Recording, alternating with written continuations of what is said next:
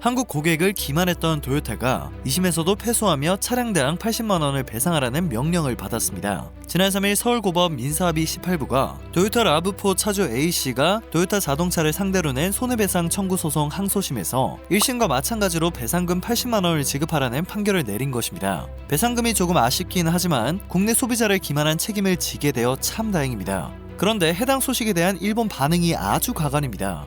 미국 수출용에 장착한 부품을 한국 수출용에도 장착했다고 허위 광고를 했다가 소송을 당해서 토요타가 2심에서도 패소를 했다는 보도에도 토요타의 잘못을 비판하는 것이 아니라 한국을 비판하는 반응이 쏟아지고 있는 것입니다. 일본 언론은 앞다투어 해당 사실을 보도했고 보도된 기사마다 엄청난 댓글이 달려있음을 확인할 수 있었는데요. 일본 기업은 변별한 것도 없고 시장도 작은 보잘것없는 한국에서 빨리 철수하는 것이 좋겠습니다. 반일이 아니라면 어떻게 이런 판결을 낼 수 있는지 이해가 가지 않는다. 반대로 일본에서 판매되고 있는 한국 제품과 상품, 서비스에 허위 기재된 내용이 있는지 즉시 조사하고 보복을 해야 합니다. 토요타와 같은 일본의 대기업이 왜 한국에 아직 남아있는 것입니까? 철수를 하지 않으면 한국은 점점 일본의 기술을 훔칠 것입니다. 반일주의자가 왜 토요타 차를 구매했는지 궁금합니다. 우습게도 속으로는 일본을 좋아하고 있는 게 아닐지 모르겠습니다 라는 식의 수백 개의 댓글이 쏟아지고 있었으며 한국을 무시하거나 단교를 주장하는 의견들은 2만 개가 넘는 공감을 얻고 있었습니다.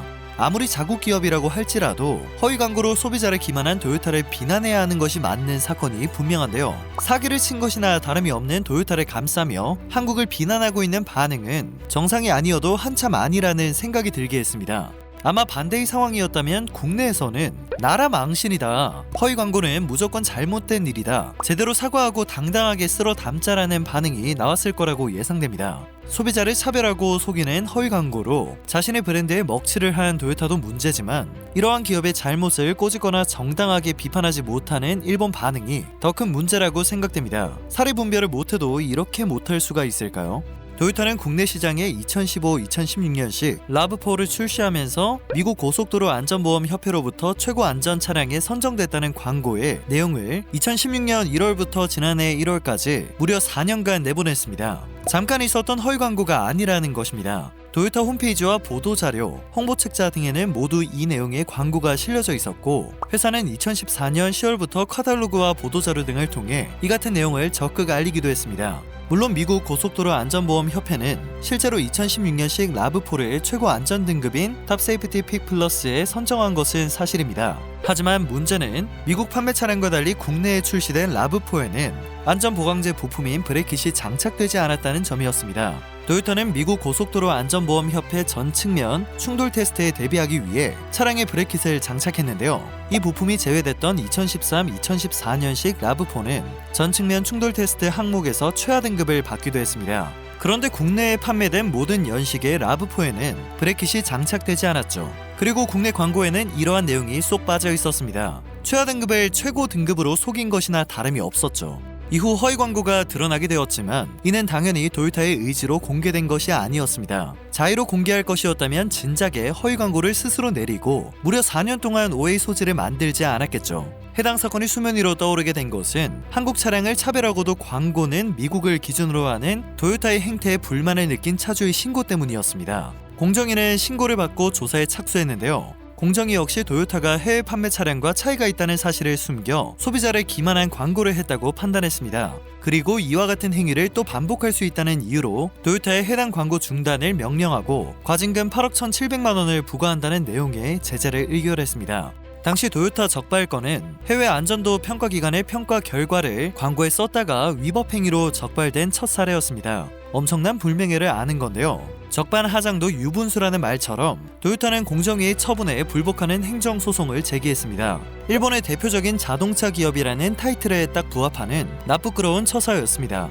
토요타는 브레킷은 부수적 부품에 불과하고 그 장착 유무가 안전성의 본질적인 차이를 가져오지 않는다며 구매 여부를 결정할 때 해당 사안은 소비자가 고려하는 중요한 정보가 아니라는 억지 주장을 내놓았습니다. 그러면서 안전보강제 브레킷을 장착해 미국 고속도로 안전보험 협회에서 최고 안전 등급을 받았다는 광고에 왜 그토록 열성적이었던 걸까요? 도무지 말이 되지 않는 변명이었습니다.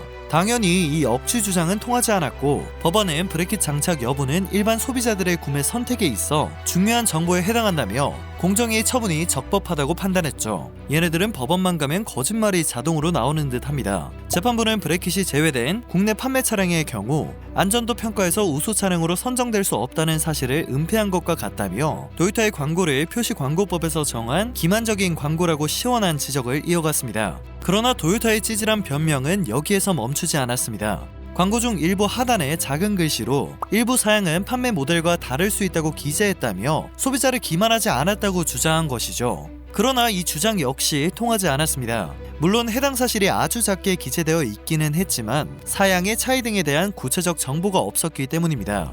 재판부는 소비자들의 오인 가능성을 제거하기에 부족한 설명이었고 정확한 의미를 인식하기도 어렵다고 판단했습니다. 또한 도요타의 광고가 일반 소비자들의 합리적인 구매 결정을 방해하고 자동차 판매 시장에서 공정한 거래 질서를 저해할 우려가 있다고 꼬집었습니다.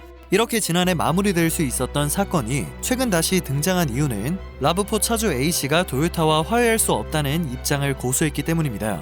공정위가 도요타 측의 광고 중지 명령과 함께 과징금 8억 1,700만 원을 부과했을 당시 라브4 차주 317명은 한국 도요타를 상대로 총 14억 원의 손해배상금을 청구하는 소송을 제기했는데요. 재판 과정에서 차주 315명이 한국 도요타와의 화해 권고 결정을 받아들이게 됩니다. 당시 화해 권고 결정금 역시 한 대당 80만 원이었는데요. 이때 당사자는 결정서를 송달받은 날부터 2주 내에 이의를 신청할 수 있었습니다. 이 기간 내 이의를 신청하지 않는 경우에는 화해 권고 결정이 확정되며 재판상 화해와 같은 효력을 갖게 되는 상황이었던 겁니다. 그러나 A씨는 이를 수용하지 않고 소송을 계속해왔고 결국 1심과 2심 재판부 모두 도요타 측의 배상 책임을 인정한 상황인 것입니다. 뚝심 있게 외로운 소송을 계속해온 만큼 좀 더 많은 배상 금액이 책정되었으면 하는 아쉬움이 있긴 하지만 끝까지 잘잘못을 확실히 가리려던 그의 노력이 결과적으로 도요타 측의 배상 책임을 물게 했고 이로써 도요타가 국내 소비자를 기만한 광고로 잘못을 저지른 게 맞다는 사실이 증명된 것 같아 다행이라는 생각이 듭니다. 그러나 지난달 국내 수입차 시장이 정체된 상황 속에서도 일본 자동차 브랜드 판매량이 급등한 것을 확인할 수 있었습니다. 한국수입자동차협회는 지난 6일 8월 수입자동차 신규 등록 대수가 7월 24,389대보다 9.3% 감소했다고 밝혔는데요. 이 와중에 일본차 브랜드는 성장세를 보였다고 합니다. 전체 판매량이 전년 동월 대비 35.7% 증가한 1918대를 기록한 것입니다. 아직 한국의 매운맛을 다 보여주지 못한 것 같은데 이러한 결과가 나왔다고 하니 너무 안타까웠습니다. 가장 큰 성장을 거둔 곳은 혼다였고 렉서스 등이 상승세를 보였습니다. 한국 소비자를 기만한 도요타 역시 전년 동월 대비 판매량이 7.9% 상승했죠. 도요타와 렉서스, 혼다 등 일본차 브랜드 3사가 실적 반등에 성공하며 일본 업계에서는 노제팬 열풍이 싣고 있어 판매가 회복세를 나타내고 있다는 말이 나오고 있다고 합니다. 다만 코로나와 국민들의 감정 이슈가 완전히 해소되지 않았기 때문에 모터쇼 참가와 외부 마케팅 등 대외 마케팅을 자제하며 감히 영악하게 조용한 부활을 노리고 있는 것으로 전해집니다. 업계 관계자에 따르면 자칫 잘못할 경우 불매운동이 재발할 수 있다는 우려 때문에 눈치를 보고 있다고 하는데요. 그도 그럴 것이 일본차 브랜드들은 지난해까지 극도의 실적 부진에 시달린 바 있습니다. 닛산은 한국 시장 철수를 결정하기도 했죠. 무려 4년간 국내 소비자들을 기만한 일본차 업계의 조용한 부활, 이런 적반하장을 멈추지 않는다면 어림도 없습니다. 오늘 전해드릴 소식은 여기까지입니다. 영상이 정보가 되셨다면 그것만으로도 감사드립니다. 늘 새롭고 유익한 소식을 전하는 로버튜브 되겠습니다.